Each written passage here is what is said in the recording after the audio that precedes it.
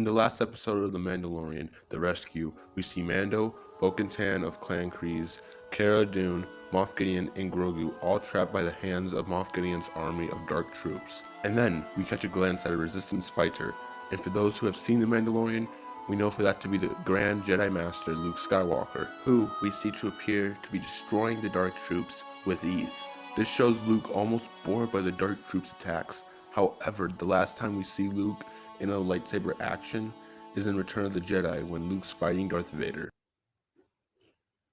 And if you compare the two, they're both completely different skill levels Luke is on. And if you take a look at Luke Skywalker in Return of the Jedi, he's basically just swinging for the fences here. On the flip side, when we see Luke Skywalker face Darth Vader, he's almost tapping into the dark side, so this is more of an aggressive Luke Skywalker than we're used to seeing. However, I don't think that affects his skill level and his lightsaber ability much here. But if we were able to look at Luke Skywalker in The Mandalorian, Luke is more sure of himself on what he's doing and how to strike attacks against the dark troops. Just like I said earlier, Luke is not even bothered by the dark troops' attacks. It's like he's barely putting any effort in while he's striking the dark troops. I can say it is very clear that Luke Skywalker has become much more powerful in the last 5 years since we saw him in Return of the Jedi.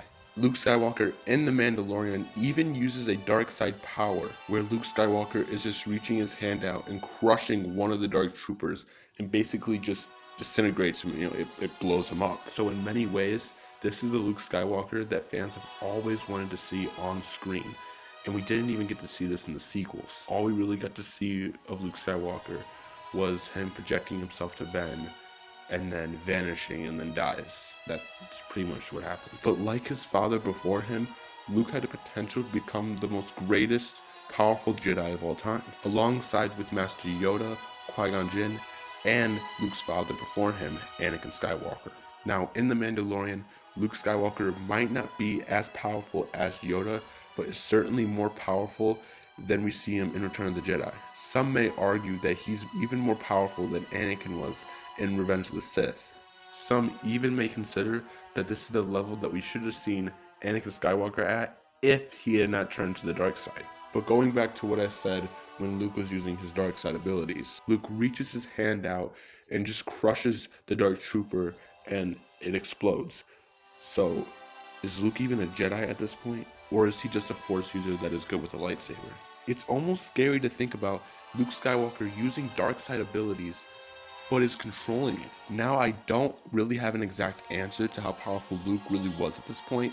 However, there are references and conclusions I can tell you guys to kind of get an idea of how powerful Luke really was. So obviously, after Return of the Jedi, Luke would want to expand his powers and learn about the Jedi that came before him. There is evidence in Luke's certain point of view book and Luke's thoughts on all the Jedi and even Jedi that came before him.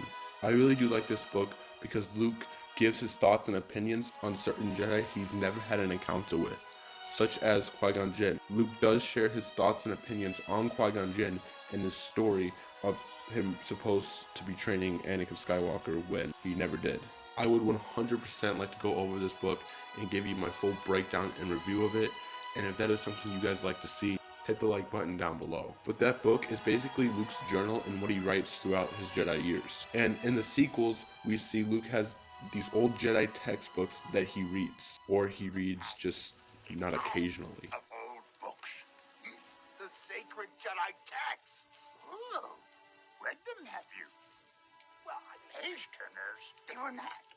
Luke also, after Return of the Jedi, wanted to learn more about his masters, Obi-Wan and Yoda, and how they came to be, so he can be more connected to the Force. He also went into his father's story, Anakin Skywalker, because he is his father and he was the chosen one. The Force ghosts of Anakin, Obi-Wan, and Yoda also guided Luke Skywalker through his journey of being a Jedi, especially Anakin's Force ghost.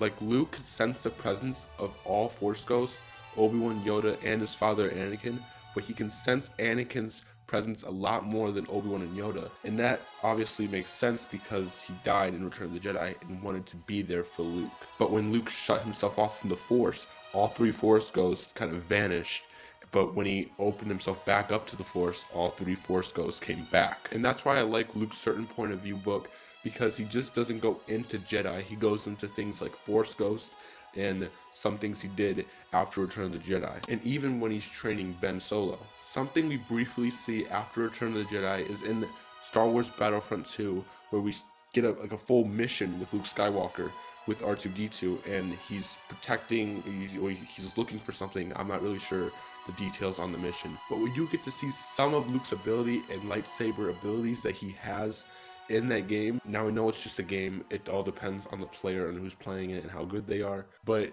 for some of his attacks and animations that are added into the game is definitely an improvement from Return of the Jedi, but not as close as he is in The Mandalorian. The game does take place during Return of the Jedi and ends around The Force Awakens, so that's a 30-year gap difference. However, The Mandalorian is 5 years apart between Return of the Jedi and The Mandalorian, which Luke Skywalker is much more powerful in The Mandalorian than he is in Return of the Jedi. So it's between that 5-year gap where we see Luke Skywalker's quest.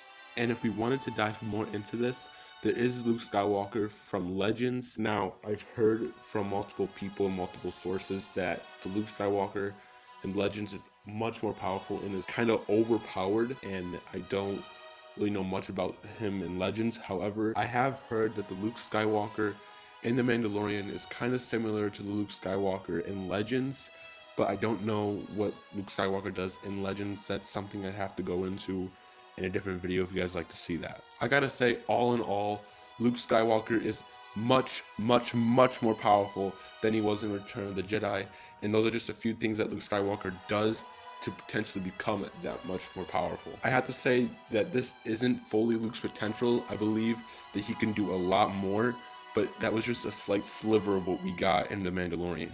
And Luke, after Return of the Jedi, was able to easily defeat the Knights of Ren in one of the Star Wars comic books, The Rise of Kylo Ren, a few decades later. Now, I don't know much about the Star Wars comic books. I'm trying to do my research on them and learn more about them, such as one of the comic books I just mentioned, The Rise of Kylo Ren. And I believe there is a comic book where Luke Skywalker trains Ben. I don't know if that is in that comic book, but I do want to learn more about the comic books. And I do know that there are a lot of Darth Vader comics and what Darth Vader goes through after Revenge of the Sith that I like to cover. There's also, I know that there's a comic book where Snoke teaches Ben how to float on something. I'm not very sure what that is. That also might be in the Rise of Kylo Ren comic book. But I do believe that this is the most powerful of Luke Skywalker we will ever get to see on film, unless if Disney remakes the sequels. Now, there has been rumors of this, that Disney will be remaking the sequels, changing Star Wars, which I'm 100% all down for that. I don't know if it's true or not, but if it is true, it kind of destroys some things that they've already made, like the Star Wars Battlefront 2 video game. That campaign is kind of pointless because you can't really tell that story anymore because it goes into The Force Awakens, and spoilers for the game, Kylo Ren is at the end of that video game. And if Disney was remaking the sequels, then we could potentially see the Luke Skywalker we saw in The Mandalorian potentially be in the newer sequel movies. So I don't know what to really make of that. I could make a whole breakdown video on Disney remaking the sequels if you guys like to see that, but that would also be pretty cool. One thing I do want to cover real quick before I end this video is something I kind of mentioned earlier in this video, is Luke Skywalker and how powerful he was compared to Anakin. Now, like I said before, I believe that Luke Skywalker was at the potential Anakin should have been if he had not turned to the dark side and he actually fought like General Grievous, for instance, and won, and like was granted the rank of master and all that sorts. I did do a full breakdown video on how powerful Luke was compared to Anakin in Return of the Jedi. And if you guys have not seen that video yet, the link will be in the description down below. But at some point in that video, I do go over Luke's fight scene in The Mandalorian, and I think I say along the lines of, I'm not really sure how I feel about that, but that's because I didn't know how long Return of the Jedi was from The Mandalorian, but now since I know it's been 5 years, I like to elaborate a little bit on it. Now, I think that I said that Anakin's skill level and Luke's skill level were like equal. Now, I think I compared Anakin from Revenge of the Sith and Luke Skywalker in The Mandalorian, and I said that they were both equal from each other. However, I do believe that Luke Skywalker was more powerful than Anakin, and was the potential Anakin could have been if he never fallen to the dark side, and like I said, if he had fought General Grievous and was granted the rank of master and like had a seat on the council. However, I still do believe that if Anakin reached his full potential, he would become much more powerful than we saw Luke in The Mandalorian. And if we were to compare Anakin at his full potential to Luke's full potential, Luke would just be an ant to Anakin. But that does wrap up today's video, guys.